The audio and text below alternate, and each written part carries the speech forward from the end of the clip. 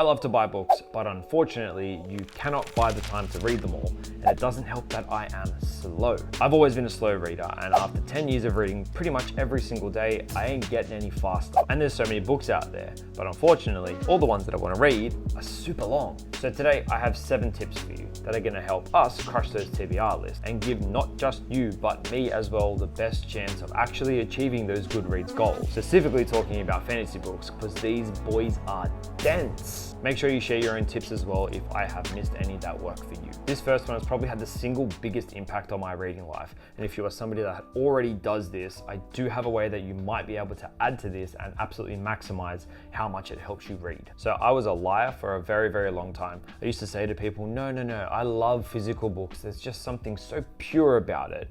I don't think I'd ever want to use a Kindle. And then I got one as a gift and I wanted to go back in time and give past Daniel a big old shake and tell him to stop being a hero and just get one. Some quick reasons. It weighs significantly less than any of these.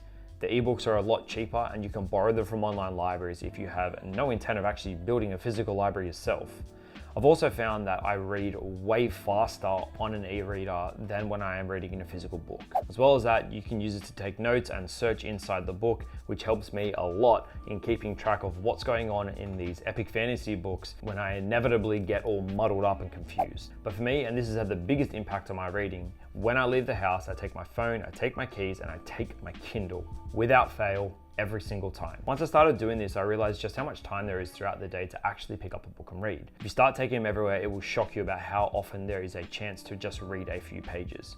They're super cheap for how valuable they are, and if you are someone that does like to purchase physical books, you can borrow the ebook and then purchase the physical copy itself. It is an absolute no-brainer. If you haven't already, get yourself a Kindle and then take it everywhere you go. Next is to read what you love. It can be so easy to get overwhelmed by the endless books that are out there. Every day you jump on BookTube and you see a new recommendation or a new book is dropped. Maybe you've been planning to read something for so long because you have to. Think Tolkien, he started it all, so you almost owe it to him to read it. Or The Wheel of Time, which is a favorite for so many people. But right now, maybe you're just excited to read Twilight because you just discovered Vampire Diaries. Read that. The best book for you is going to be the one that you are most excited to read. Sometimes you just have to read what you love. If you love Assassins, read all of them. If you love Sanderson, read everything he's ever put out. If you read Grimdark, read it all. If you like hard or soft magic systems or just world building, do that. But also look outside of books as well. There are so many factors that shaped what I read today. I was not a good reader as a kid. My mum read Deltora Quest and Harry Potter to me. But it wasn't until the first season of Game of Thrones that I actually picked up the series, and I've never looked back since. If there's a book that you're just super excited to read, that's the one for you. Let me know what it is. What's the one book that pops into your mind that you were just so excited and you cannot wait for? Tip number 3 is to give yourself the best chance at success. I think that in today's age, the number one currency is attention. There has never been more content out there that is fighting for it, and the ones that are fighting for it are getting very, very good at winning that war. So you have to get practical and you have to fight back. You are here watching this because, like me, you want to read more. So if you are going to do that, you need to give yourself the best chance possible. So you have to ask yourself the question, how can you set up your environment to optimize for achieving those goals? If you're a physical book person, place them near your reading spots. Do you have a book or two on your bedside table? Where do you find yourself sitting and scrolling? Have you got physical books around you so that it is much easier to reach for them and open them up? And speaking of scrolling, this has been my number one killer for me personally.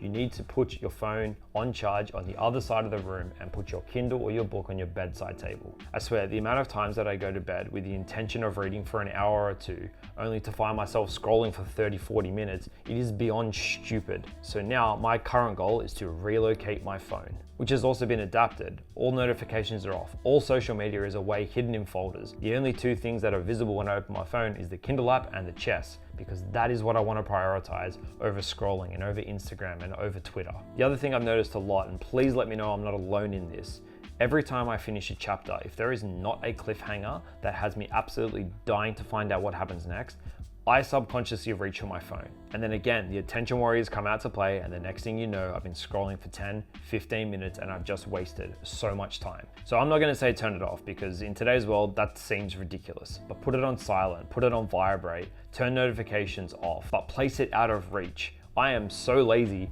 that if I just put it on the other side of the room, when I reach for it, I ain't getting up to go get it. So I'm gonna turn back to my Kindle and I'm gonna keep reading. Tip number 4 is one that I absolutely still struggle with today, despite knowing just how important it is. I love Abercrombie and I love Assassins, so when Grimdark series meets Assassins, I'm gonna read it. I picked up Red Sister, some Grimdark by Mark Lawrence with Assassins. How could I not like it? I read it a few years ago, but I remember being so underwhelmed by it.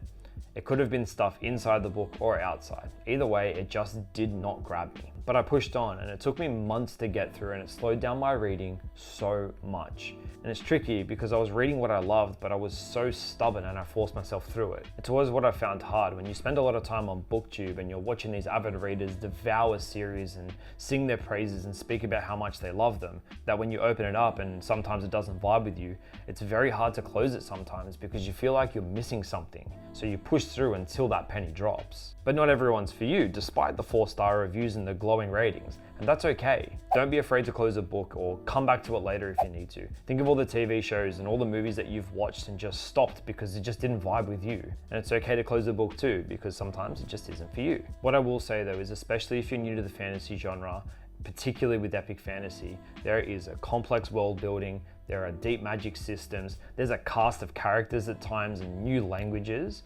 It does take some time to get into them. So usually I recommend about reading 40% of a book to give it a chance to establish itself and give it time for it to hook you.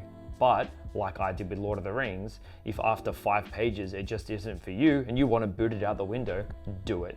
It is okay to close a book and it is okay to come back later. Tip number 5 is something that I am currently trying to do and has always been kind of jarring for me and a little bit tricky. It may not be for me and it might not be for you either. And that is to read more than one book at a time. Apparently a lot of people do this, but I've always been afraid that the stories are going to interweave and I'm going to get caught up in one story and forget about the other. But I do guess that this is what the benefit is, because if you're reading 2 books at once and one of them grabs you, you've doubled your chances of finding something that you're going to love. So what I'm trying to do at the moment is I've picked up a series and I've also picked up a standalone. So they're vastly different stories, but one of them is going to finish a lot faster than the other. So I'm not as worried about having to read 2 series alongside each other and getting all muddled and confused while I'm reading them. But bonus tip 5.5, depending on where you are in your reading journey, this may or may not work. If you're new to the genre or you're just building a habit reading, I do not recommend that you do this. You need to start smaller and think about just developing the habit using realistic goals. Reading epic fantasy in particular is very dense and you need to develop an actual reading stamina or you're just going to get over the books that you're reading. And to make sure that you can continue to read even when those words become just squiggly lines on a page is tip number 6. Now I'm definitely late to the party, but Spotify has also arrived with me, so I've finally taken the plunge. Starting audiobooks has given me a chance to read when I have never been able to before. I drive for at least an hour a day, I walk the dog, I play golf, countless hours where I've been unable to consume books until now. So at the moment, while I am reading a physical book, I am also listening to the audiobook. And I've got to say, it has literally doubled how much I am reading. My only trouble is the cost of it. I usually borrow ebooks. Then if I like it, I'll buy the physical copy. But sometimes the ebook isn't available, so I've got to buy that. And then I've got to buy the physical book. And then I've got to buy the audiobook. So there is going to be a time where I end up buying the same book 3 times. And I'm all for supporting authors, but that's excessive. But one thing that I do love so far about using audiobooks is how handy it is when they're pronouncing names of places. I really do think that fantasy authors have some sick, twisted mentality where they're making it as complicated as possible. It gets to the point sometimes where I don't even read the words, I just recognize the spelling and know what they're talking about. But sometimes this does hinder my understanding. The changing of voices I've also found really helpful to help me identify who characters are, especially when there's a large cast of characters. I had wish I had had this when I read A Song of Ice and Fire all those years ago. It's also really helped with my reading stamina. I've been reading for hours at a time and then just need a break, so I close the book only to plug the audio version of into my ears and my tiny brain's like, ooh, something different. My final tip for you is to shift your focus. BookTube is dense. Forget everyone else and you do you. Your goal is to read more, and it is so easy to become overwhelmed by the I read 153 books this year, or you're talking to a friend and they have just read way more books than what you have. So yes, setting a target of something that you can achieve is good, or having a reading buddy that can keep you accountable and on track. But I think that instead of thinking, I want to read 100 books this year. Shifting your focus to something that is far more within your control, like reading an hour or even just 30 minutes a day. The average reading speed is like 250 words per minute, which is about 7,500 words if you only read for 30 minutes a day. And even if you read epic fantasy where they push the limits of 200,000 words in a book, that's still like 13 books a year, which is something to be super proud of. If this is your starting point, perfect. If you implement some of these other tips as well, 30 minutes is going to seem like nothing to you. But this also begs the question though, why? Why do you want to read more? Your life and mine and that of everyone else is just so vastly different. Reading 100 of these is vastly different from reading 100 of these. Plus there's non-fiction, which is just so much easier to consume. So to my fantasy lovers, this is the biggest point that you need to take away. The joy of reading these books is getting lost in a new world, and sometimes taking it slow is the best way to do that.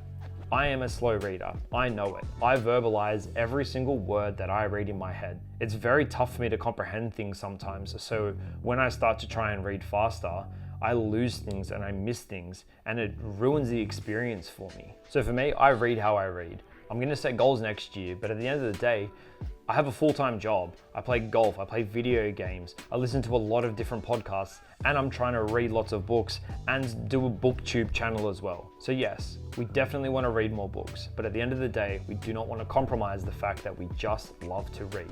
And that's all that really matters. Some of these tips might resonate with you, some of them might not. Let me know in the comments what you're gonna try and what's worked for you in the past to help you read more books as well. Hopefully you find something that works for you. I'm gonna be reading lots of audio books and physical books as well, while I'm gonna go and put my phone on the other side of the room. Otherwise, happy reading, and I'll catch you in the next one.